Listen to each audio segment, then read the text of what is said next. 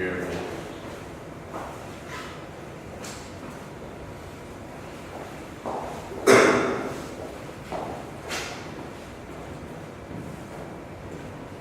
Hi, I'm Stangl. And I'm Mike Day. And we're here to give a presentation on Sudan, the frontier of oil. In our presentation, we'll be talking about the history, economy, geopolitics, foreign policies, production of oil, and outlook for this country. Oil exploration first began in 1959 when an Italian company called Daiy was given an exploration concession. However, this exploration was not successful. No oil was found. It wasn't until 20 years later when Chevron got a new concession for exploration when they first discovered oil. As soon as this oil was discovered, 4 years later, the Civil War began between North Sudan and South Sudan. This led to Chevron's withdrawal from the country. No oil extraction took place during this period. This period dealt with a lot of population displacement, corrupt government, and even the burning of villages. Eventually, Chevron sold its concession to Concord, which then sold its concession onto State Petroleum of Vancouver. Later, a large merger between the Great Nile Petroleum Operating Company and Talisman Energy occurred. Talisman began constructing infrastructure in the country at great lengths.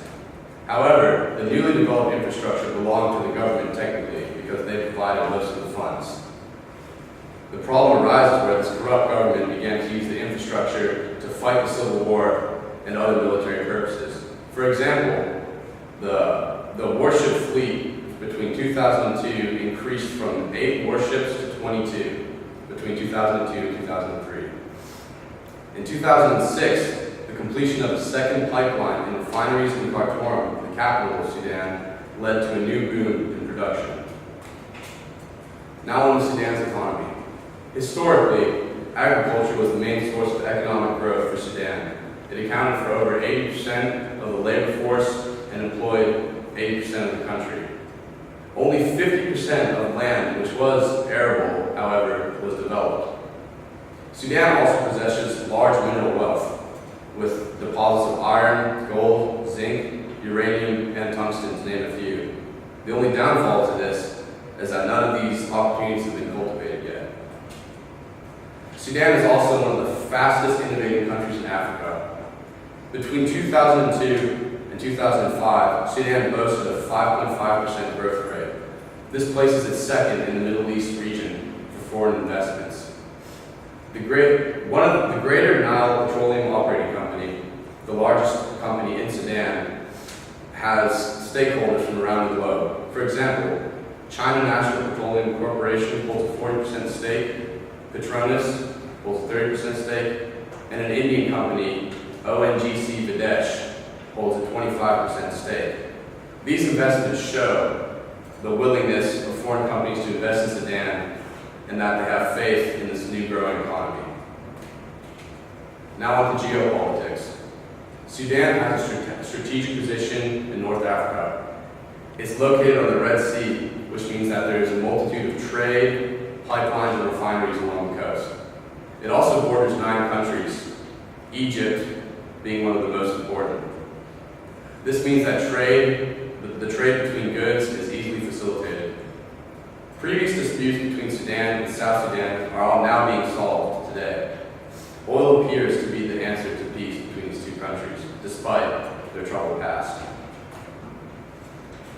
Foreign investment, as I said in the economic section of this presentation, is at an all-time high.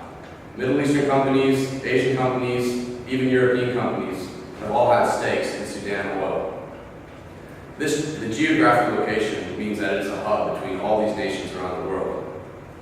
Sudan and South Sudan still oppose each other, but peaceful negotiations between political leaders are now being held. This is all because of oil.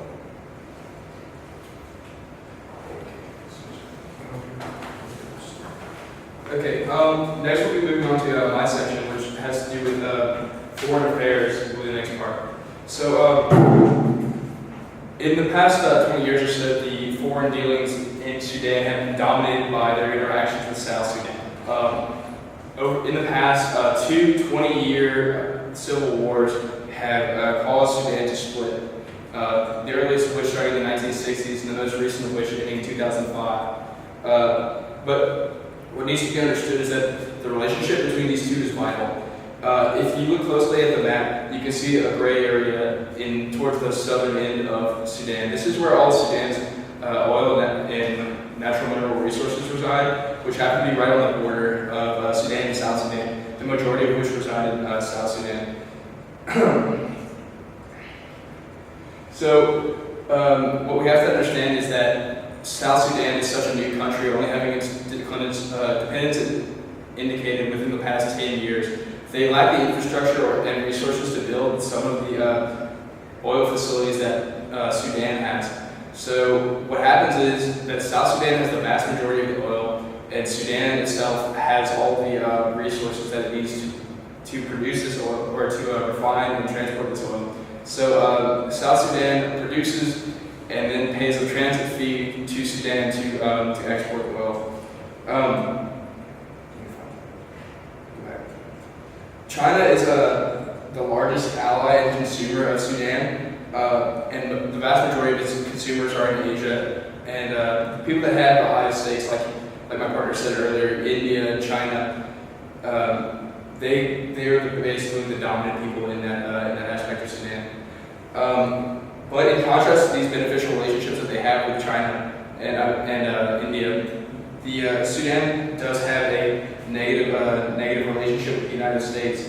It happened a while back, whenever the United States was on the fence about who to support, whether it was Sudan or South Sudan, in the Civil War. They flip-flopped back and forth, and eventually accused Sudan of violating several human rights and all sorts of atrocities. And so there was a lot of bad blood between the two nations. Next, we're going to move on to production.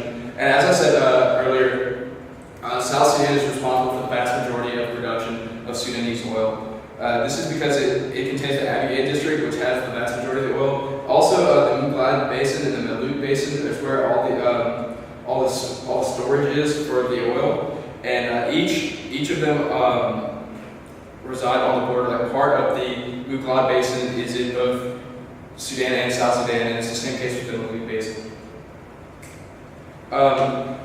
However, as in many business partnerships, sometimes the relationship degrades. Many conflicts arose.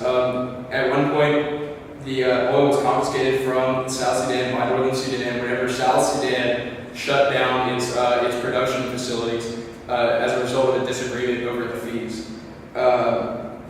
Oil for these countries is a huge bargaining chip because of the fact that life in each of these countries is completely dependent on the money made from oil. Neither country can pretty much survive without it.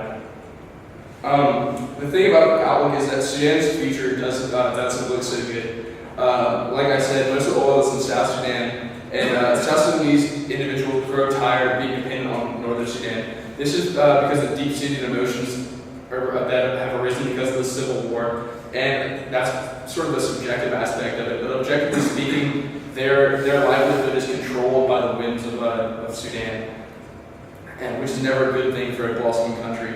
And so now South Sudan is actually seeking its own export pipelines, which will leave Sudan without a significant amount of its oil. This is probably because oil accounted for a significant amount of the government's revenue and went down by 17% since South Sudan's independence.